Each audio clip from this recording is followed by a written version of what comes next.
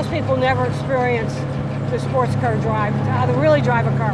And you have to know how to drive this car.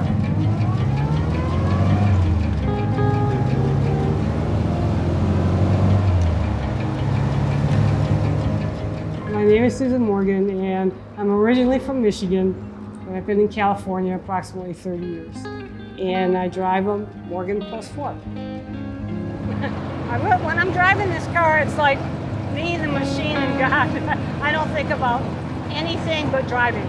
And the beautiful scenery that's around me, being out in the open like this. It's the best zen in the world. It just relaxes me. Even if I'm driving the car hard, I'm totally relaxed. And it's such a joy to drive this car. If you haven't driven anything like this, it's hard to understand. When I was 18 years old, my boyfriend had a TR4. I wanted a British car. He found a Morgan 4.4 in Grosse Pointe, Michigan. We went and looked at it, I test drove it, and fell in love with the car. However, I did not have enough money to buy the car cash. So I needed my mom to co-sign a loan. She refused to co-sign a loan for that car because it wasn't practical, especially in the snow. But I went ahead and bought a Triumph 1961 Triumph TR3 for cash and drove it in the snow and the rain and everything else in Michigan. That was my only car. I did not have another driver. That was it. I was 18. Years later, as I got older, I thought about buying another TR3. I Googled it, searched for one, could not find one that was suitable. I didn't want a basket case. I wanted something that was already done. So for the hell of it, I Googled Morgan. This car came up. It was a beautiful car. So I sent somebody to look at the car, supposedly a SCCA judge. He looked at the car. He gave me the report that the car was probably a 96-point car. So I went ahead and purchased it, had it shipped from Orlando to my front door, and ended up the car had problems because it had sat for between 1985, its restoration, and 2012 when I bought the car. They put only 6,000 miles on it, which is not good. I reupholstered it. The tonneaus, I've been replating certain things, but basically the car was restored in 1985. It's a 1985 paint job, and again, it was a ground-up restoration, so the wood chassis is in excellent condition. They're all handmade wood chassis cars. They're made in Melvin, England, by the Morgan Company, which is still a family-owned company. The Morgan family is still building wood chassis cars today. That's all they do. They're coach makers.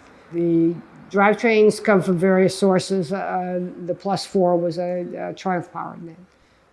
Started with the Vanguard, then the TR2, TR3, TR4, and TR4A, which is the last four-cylinder Triumph engine made. I wasn't a tomboy when I grew up. No, not at all. Just like cars. Hung out with people guys that had cars all the time. Still hanging out with guys that have cars. Like to watch them work on the cars. Had several Corvettes that needed to be worked on. I had a friend that worked on them. This was in Michigan. And we'd go over and watch them work on the car. And I just enjoyed that. It was fun. And and I'm still doing that today. So it's just fun to me. Most women would be bored to tears. I go to car shows, I go to Cars and Coffee events, and I show the car. And when I go to these events, it's amazing. 90% of the time, the wives out there. It's a cool Morgan. I've never seen one like it. Yeah, it's pretty original. Yeah, well, it's pretty much all original. Yeah.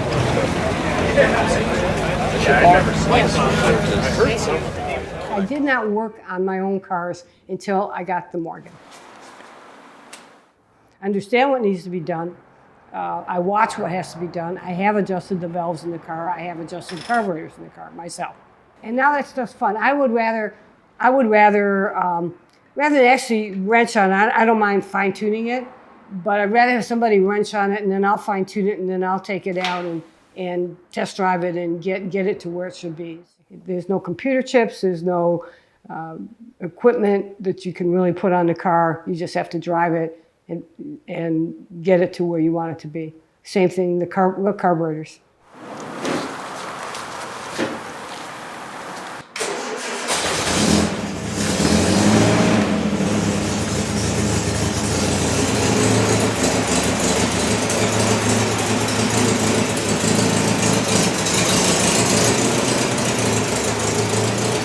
motors you could tack them a little farther if you wanted to. I have no desire to do that.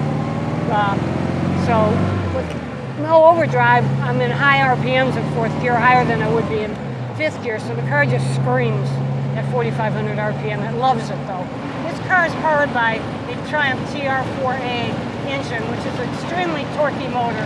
I'm probably about 115 horsepower on the rear wheel in a stock motor. The car only weighs 1,800 pounds, so it's plenty of horsepower for this car.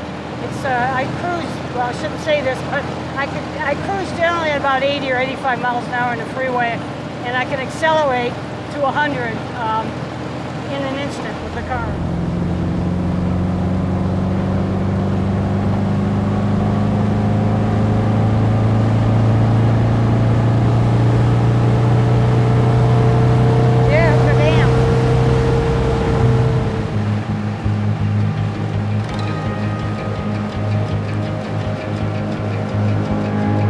You can really enjoy the scenery because you're almost part of it. You're out there with it. Instead of a cage, looking through glass, looking through a window. That's why I like the motorcycle. You're not looking through glass.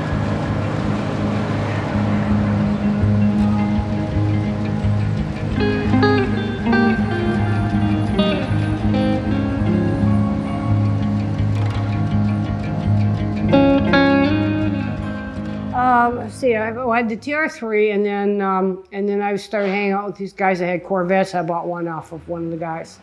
It was a 64 small block convertible. I ended up wrecking that one. Then bought another one that was a small block, but it was pumped. I'd go to Kmart parking lot in the wintertime with that car, and when the parking lot was empty and the snow was on the ground, and do donuts. And donuts. And that was so much fun.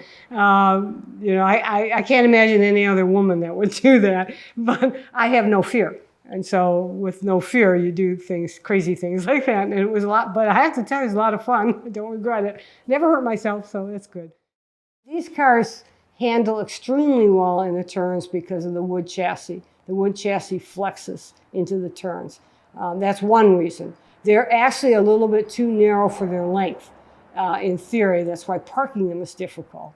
They have no turning radius when you're trying to park the car. However, when you're on the track at speeds or on roads at speeds, the car handles extremely well, and it will flex into turn. It flexes enough where it'll chew the paint right off of itself.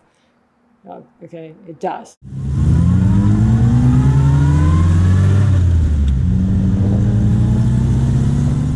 Stock. This car is stock because I show it, but when you pump them, especially super sports, they're amazingly fast, but they're very agile on the turns, and that's the key.